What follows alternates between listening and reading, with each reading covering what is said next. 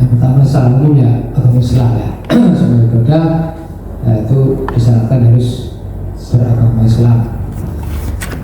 Kalau tidak beragama Islam berarti amalnya tidak diterima ya. Ya maka mereka orang-orang kafir ibadah apapun ya sudah kola apa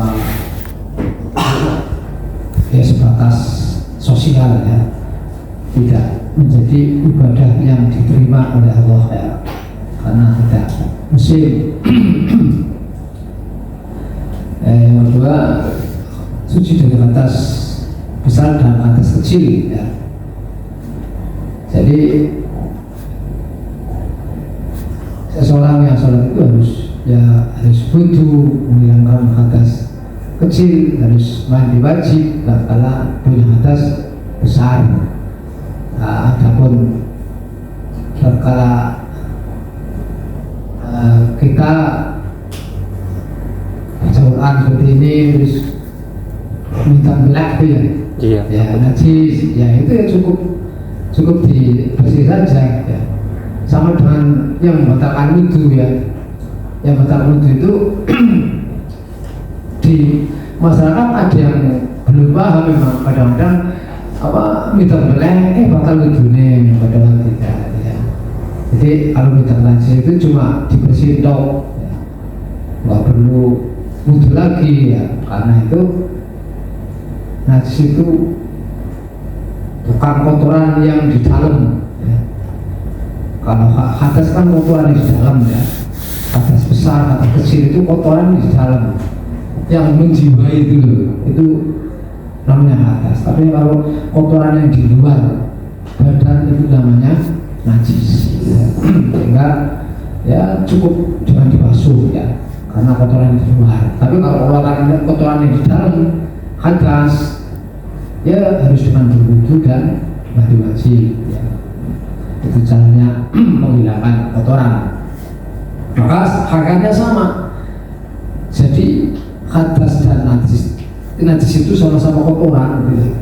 Cuma kalau najis itu kotoran yang kelihatan ya, di luar, kalau hadas itu kotoran yang tidak kelihatan ya. Jadi kayak gitu ya, tetap cuma dibasuh saja ya. Terus selanjutnya tamis itu pandai lah ya. Tamis itu bukan ukuran umur ya, bukan ukuran umur kalau tamis ya. Pandai bisa membedakan yang baik buruk, yang benar dan salah, itu namanya tamis. Maka kalau tamis itu bukan standarnya umur ya, karena kadang-kadang 10 tahun masih leho kan ada juga ya. Karena mungkin idiot gitu ya, 10 tahun sih, nah itu berarti belum tamis ya. Jadi kalau tamis itu standarnya adalah standar ya IQ lah ya. Terus selanjutnya badan, pakaian, tempat sholat harus suci dari najis ya. Badan, pakaian, tempat sholat itu harus suci dari najis ya. Maka harus diperhatikan ya. Umpamanya kita tai cecak pun ya, kadang-kadang kan ada ya. Di rumah kadang-kadang buang tai cecak juga bisa. Tikus ya, kadang-kadang Indonesia lah, rumah sengaja tikus kadang-kadang tai tikus berserakan gitu ya. Oh jadi ya, ya itu hati-hati ya. Karena sholat minta tai tikus kadang-kadang nggak merasa gitu. Ya rumah saya kayak kerikil apa ya kan. Kadang tai tikus ya tai tikus apa cecak itu juga pengaruh ya. Ya kecuali kalau memang darurat ya, artinya darurat memang sangat banyak sekali ya, itu beda. Tapi kalau bisa dihindari ya tetap dihindari ya, karena itu juga termasuk kotoran ya, langsung najis ya. Menutup aurat bagi yang mampu ya, artinya rata-rata sudah mampu semua ya, karena sadang itu kan sudah lebih-lebih lah ya. Maka kalau memang auratnya laki-laki di antara besar sampai dengkul ya, itu secara umum ya, nggak ada pengecualian. Tapi kalau perempuan itu ada pengecualian ya. Kalau wanita merdeka itu memang seluruh tubuh selain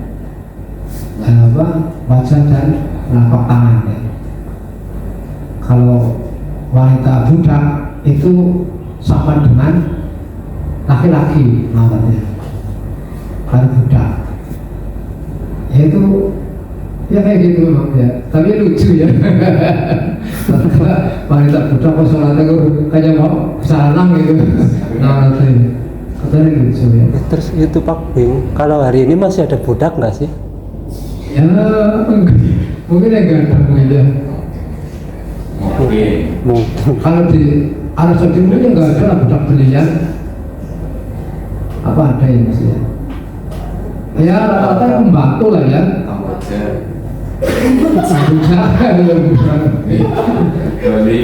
Takutnya sekarang masih ada, cuma bahasanya yang beda. Apa emang udah nggak ada sekarang? Kalau budak kan memang dibeli sih, jual beli kayak barang itu budak belian. Kalau sekarang ya nggak tahu sih. Kalau masih ada ya kayak gitu. Ya mungkin ya budak belian. Jadi maksudnya kalau budak belian artinya sama dengan laki-laki di antara besar dan dengkul. Itu di sholat itu bukan di selain sholat ya, kayak grafiknya kayak gitu. Artinya budak belian. Terus lanjut menghadap kiblat ya menghadap kiblat, kecuali yang mungkin ada ya yang pengecualian, itu diantaranya darurat dalam peperangan ya. Itu pun kalau bisa juga harus menghadap kiblat. Contoh musuhnya di sebelah utara ya, sementara sholatnya kan menghadap ke barat di sini ya. Berarti nanti ada dua soft ya, yang pertama menjaga, yang kedua sholat itu ya, gantian. Itu caranya sholat sittatul khauf namanya ya, dalam peperangan. Atau seorang musafir sholat yang dihormatil waktu juga bisa tidak menghadap kiblat. Hormatil waktu artinya cuma menghormati waktu tok sholatnya, nanti harus diulang. Ya contoh apa ya, di pesawat gitu ya, atau mungkin kereta api ya, atau mungkin bis ya. Tatkala memang darurat ya boleh tidak menghadap kiblat, nanti di kodo namanya sholat waktu ya. Berarti itu pakai misal kalau di kereta tuh kan kita jalannya arahnya sesuai kereta api ya Pak. Ya. Sholatnya kan misal kayak sholat subuh lah pas waktu sholat subuh. Dan kita kan sesuai kereta api jalannya ya Pak. Iya. Berarti nanti kalau udah sampai diulang lagi. Iya. Kalau jalannya kemana? Oh iya.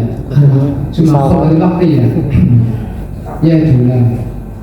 Karena cuma menghormati waktu. Ya. Ya kan kadang-kadang kereta tahunya jalannya ke arah barat. Iya. Tapi kan memang Iya, kadang-kadang. kadang itu kan kadang nggak, kalau adabnya ruangannya itu ya Pak, kalau adabnya diluruskan nggak muat buat ruku atau apa, kalau tadi kan sesuai jadi kayak itu gitu Pak. sesuai jalannya kereta. Iya. Jadi harus dikode Pak. Iya, Diulang gitu. menghormati waktu tok sih. Iya. Berarti ketika udah nyampe stasiun diulang lagi. Iya. Ya modelnya tidak harus segera, karena itu bukan tredoran ya. Kecuali kalau yang teledor itu harus segera. Jadi ketentuan surat putih itu ada dua, yang teledor itu harus segera, kalau yang tidak teledor itu tidak segera, boleh tidak segera ya. Atau yang teledor kemana ya, main ternyata waktu surat habis gitu kan teledor, itu harus segera foto. Sadaqallahul Azim.